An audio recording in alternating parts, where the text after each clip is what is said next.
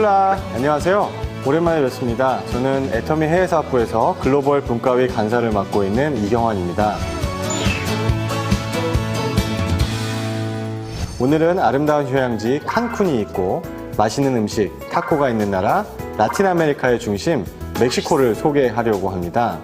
애터미 멕시코 법인은 2017년 1월에 설립되어 다가오는 내년 1월이면 벌써 설립 4주년을 맞습니다. 네, 또 멕시코 법인에서 축하할 일이 있다고 하는데요. 애터미 멕시코에서 처음으로 리더스 클럽 입성자가 나왔다고 합니다. 설립 4주년과 리더스 클럽 입성 진심으로 축하드립니다. 네, 멕시코는 지리적으로 북쪽으로는 미국과 국경을 접하고 동쪽으로는 멕시코만과 카리브해가 있으며 멕시코만과 카리브해 사이의 해협 건너편에는 쿠바와 마주보고 있습니다. 또한 남쪽으로는 과테말라, 벨리즈와 국경을 접하고 있습니다. 멕시코는 미국, 캐나다 등과 함께 북아메리카를 구성하며 미국 남부와 분위기나 기후가 매우 비슷한 편입니다.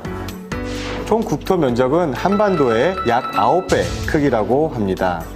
중부 아메리카 최대의 연방공화국이죠. 언어는 영어? 아닙니다. 스페인어를 국어로 사용하고 있죠. 한국어 표기 멕시코는 영어 발음에 근거한 것인데요. 스페인어 멕시코의 발음은 메히코입니다.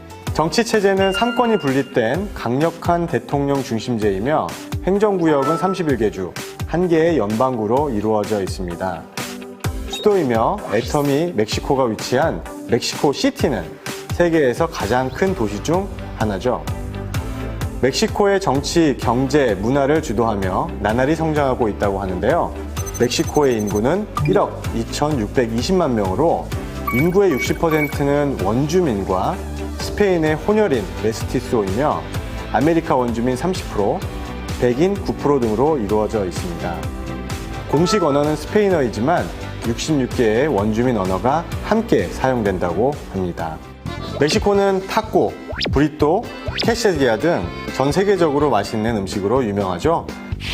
음식뿐만 아니라 아름다운 해변과 다양한 액티비티를 즐길 수 있는 칸쿤, 로스카보스, 과나후아토, 과달라하라 등 코로나19로 인해 직접 가실 수는 없지만 보기만 해도 힐링되는 아름다운 휴양지가 많은 국가로 유명하죠.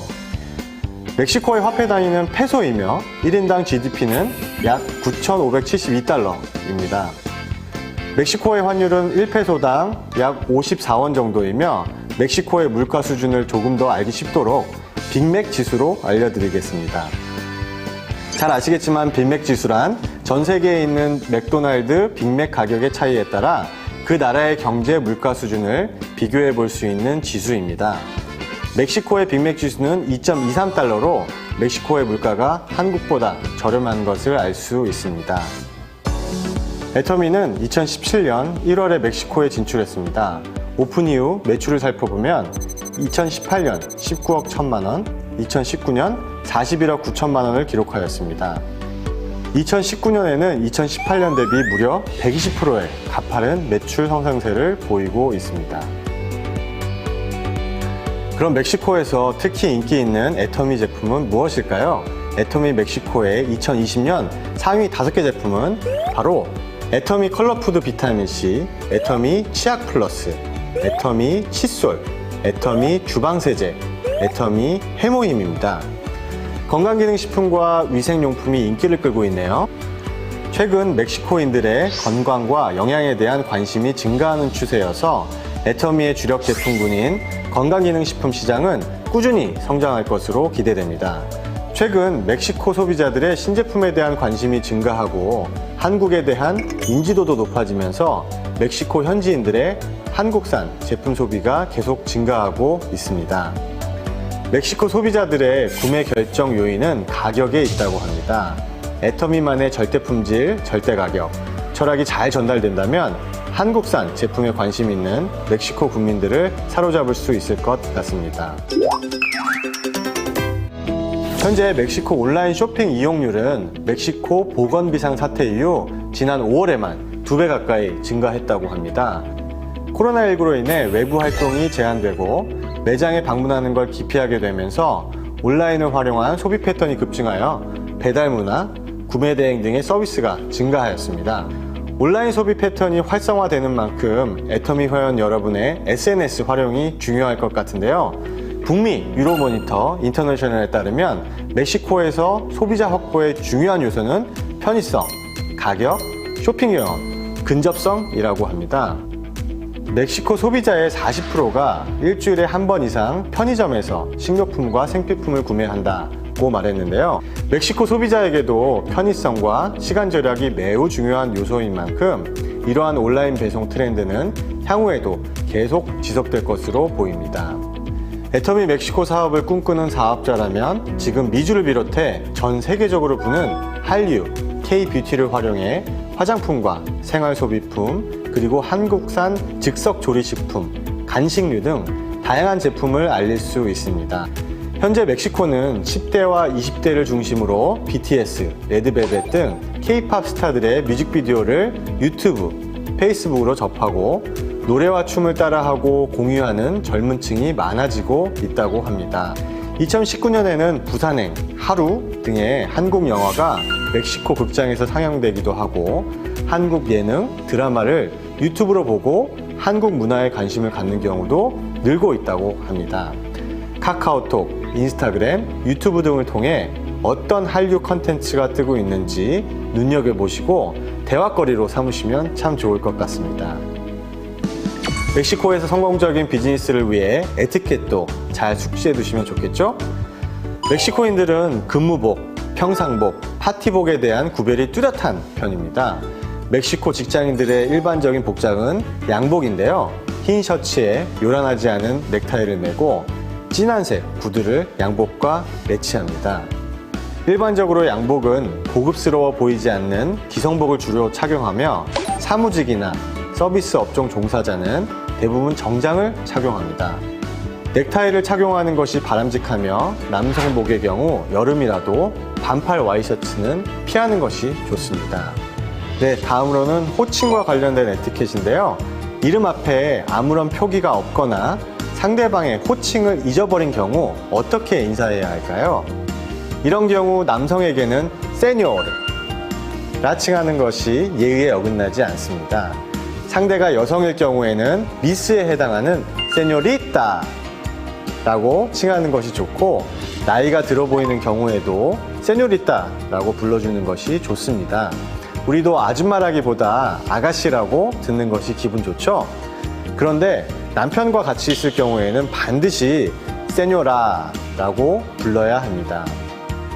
남성의 경우 세뇨르, 여성의 경우 세뇨리따 또는 세뇨라 기억해 두시면 좋겠습니다. 다음으로는 선물과 관련된 에티켓인데요. 멕시코에서는 선물 문화가 일상화되어 있습니다. 초대를 받아 방문하는 경우 선물을 반드시 준비하여 통상 크리스마스나 연말에는 친구, 친지, 거래처에 선물을 돌리는 관행이 있으며 결혼식, 장례식 등의 경조사에 돈으로 부조하는 관습은 없다고 하네요. 멕시코에서 거래 시 조그마한 선물을 교환하는 것이 일반적입니다. 한국적인 선물 역시 반응이 매우 좋으며 홍삼 제품은 현지인 대부분이 그 효능에 대해 알고 있어 좋은 선물이 될 수 있습니다. 이제 가장 중요한 미팅 시 유의사항을 알려드릴 텐데요. 멕시코인들은 약속에 철저한 편이 아니라고 합니다. 그래서 종종 미팅을 앞두고 취소하는 경우가 빈번히 일어나기도 한다고 하는데요.